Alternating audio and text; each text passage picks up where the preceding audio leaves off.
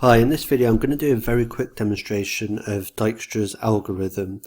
In this network we are shown the cost of travelling by train between 7 towns in pounds. What we're looking for is we're looking to find the minimum cost of travelling from A to the opposite corner E. Okay, so to start with I'm just going to label A with a 0.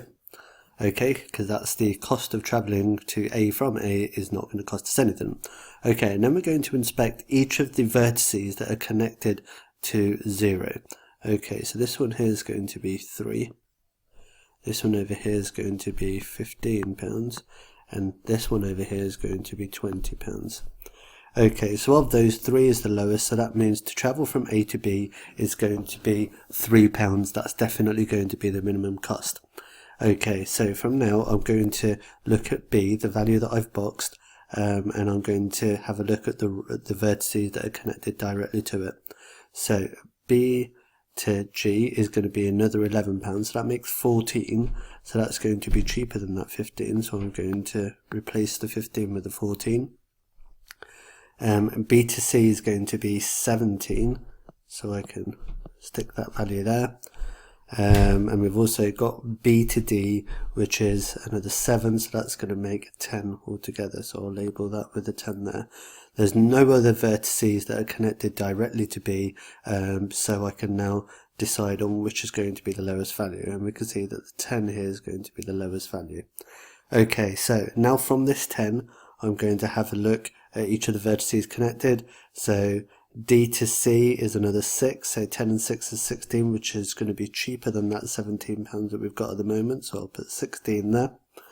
Okay, we've got D to G, which will be another £2, which would give it a total cost of 12, so I can replace that 14 with a 12. And we've also got D to F, which is 10, and another 11, which is 21. That's no good to us, that's more expensive. And D to E, which is going to be 18 in total.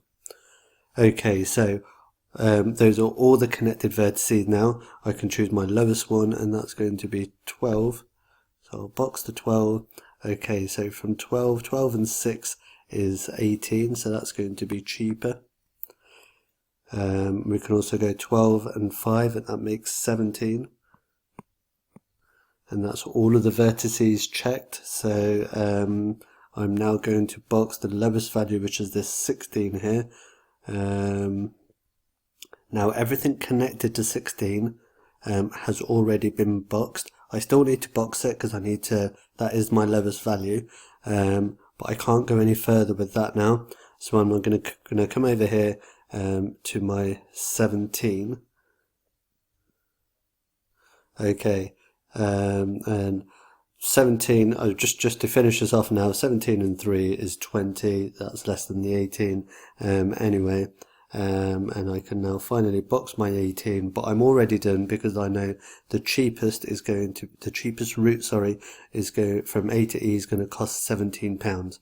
Okay, I'm now going to work backwards from this 17 to check which route it is that I actually want. So I know that I'm going to finish at E, and I must have come from G because 17 take away 5 is 12. Okay, and then from there the direction I must have come from is G to D, so that's going to be from D,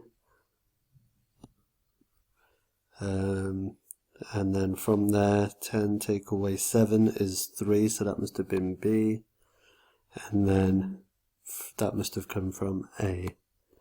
So I've got A, B, D, G, E is going to be the route that I take, and the total cost of that is going to be £17, and that's going to be the minimum cost. Okay, and just one final point, this is exactly what your communication should look like. The crossing out is important, and it should be clear what the number was that you've crossed out, because that shows that you've followed the algorithm correctly. Okay, thanks very much for joining me. I'll see you next time.